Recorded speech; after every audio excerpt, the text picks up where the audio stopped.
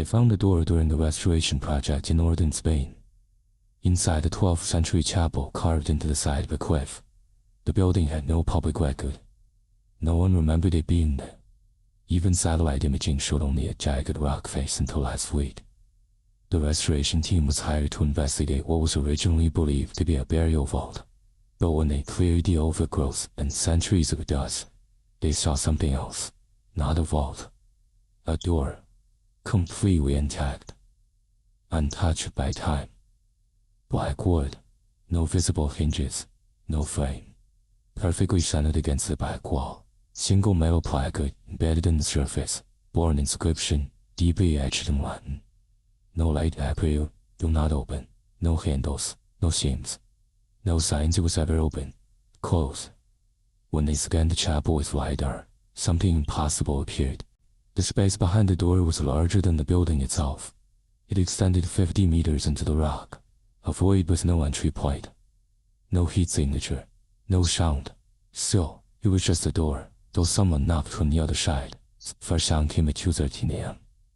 One of the engineers, Gabriel Salvatierra, stayed late to finalize measurements, claimed he heard 3 deliberate knocks spaced apart. Not random, rhythmic, deliberate. He recorded the sound. The knock didn't echo, said it sounded like it came from inside his own skull. Gabriel left that night and didn't return to the site. A week later his apartment was found empty. Nothing disturbed, no forced entry. Buried in charcoal on his bathroom mirror were the words, "I answered." And beneath it, a handprint not from charcoal, but from ash. Gabriel was the first to disappear, but not the last. Within days, 3 more members of the restoration crew resigned. Each one said its stress, or a change in personal priorities.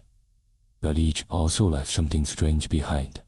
The structural analyst left a voice message at 3:06 a.m., just hours after quitting. It was never meant for anyone specific. It was sent to the team's shared inbox. "It's not a door," she whispered, her voice trembling. "It's memory, pretending to be architecture. Something wants to be let out." He had learned how to knock by watching us. Her phone was recovered on the cliffs 3 days later. No sign of her body. Then came the blackouts. On the 5th day, all recording equipment inside the chapel failed simultaneously. Not corrupted, not fried, just wiped. Every hard drive returned to factory reset, power grid spiked. And on the walls of the chapel, written in what appeared to be dried moss, was a new message. Opening is remembering. The university overseeing the excavation sent in the second team, skeptics, archivists, linguists.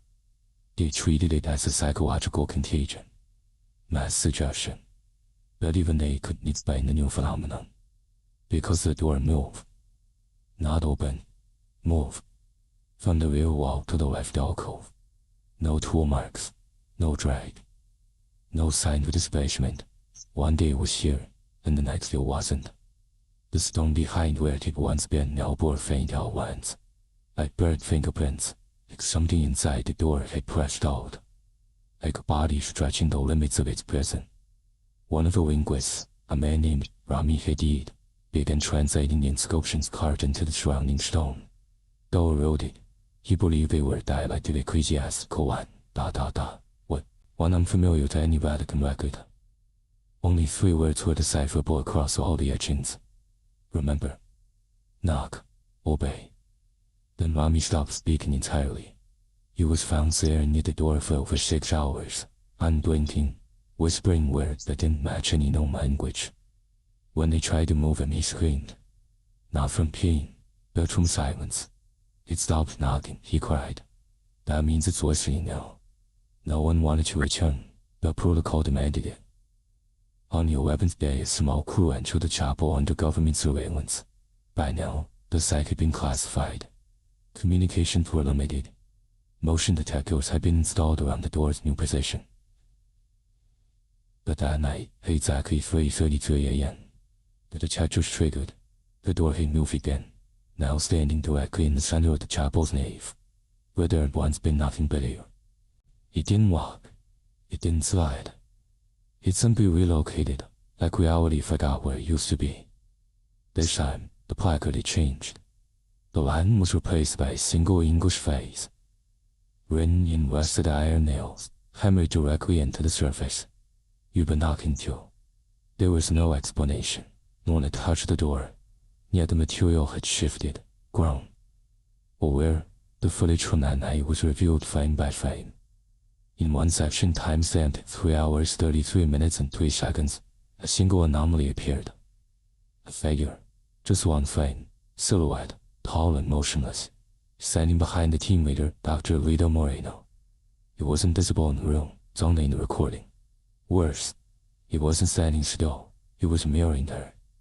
Every movement, every turn, every blink, but with a delay of less than a second. A shadow performing perfect mimicry in hindsight. When she shot, Rita vomited. She hasn't spoken since. They tried to burn the door. It didn't burn. They tried to cover it in concrete. The next morning the concrete was intact, but the door was now on the roof. Its orientation never changed. No matter where it moved, it always faced true north. The compass spun, if far too close. Birds began avoiding the cliff entirely. And those who visited the chapel at night, they began to dream of a room they couldn't remember building. A cold chamber with stone walls, a table made of bone, and a knock echoing not through space, but through their blood. The last message ever recorded on site came from a field agent named Sheriff Velasquez. Her voice was calm, measured, but the words were anything but. It's not a door to somewhere, it's a door to a concept. A hunger that learned the shape of a threshold, doesn't want to come out, wants to come through, and the signal cut. When authorities returned, the chapel was empty.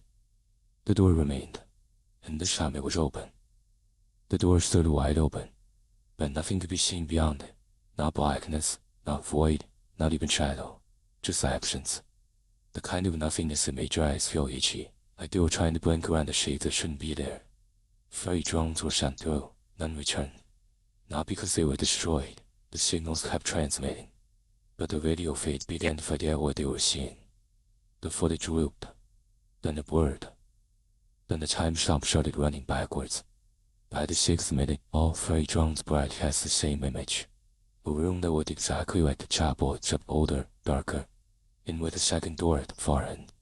One that looked exactly like the first, built with a 3rd placard, carved in flesh.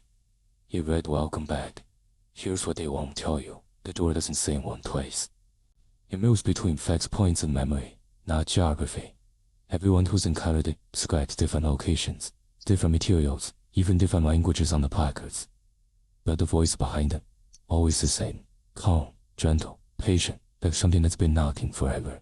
She's waiting for someone polite enough to knock back. And if you do, you'll start seeing signs, keys with no locks, doorways that appear only when you forget they existed. Messages carved on the inside of mirrors. Eventually you'll hear it again, not with your ears, with your bones. The final confirmed interaction came from an elderly linguist in Florence. She had studied the ancient warnings, forgotten alphabets, and symmetrical impossibilities for decades. She had one sense for the press, before she vanished. We keep thinking it's behind the door. But the door is what lets it become real. That's what it was. She only smiled and said, "The part of us that was never meant to survive memory." Then she was gone. The chapel sealed, cased in reinforced tungsten, and buried under a false hillside. But sometimes, hikers say they see a door-shaped outline in the rock. And if you put your ear to it, you'll hear nothing, then your name, then the knock. You'll not open it, not because of what's inside, but because you might remember who you were before the door, and the S, the part you were never meant to find.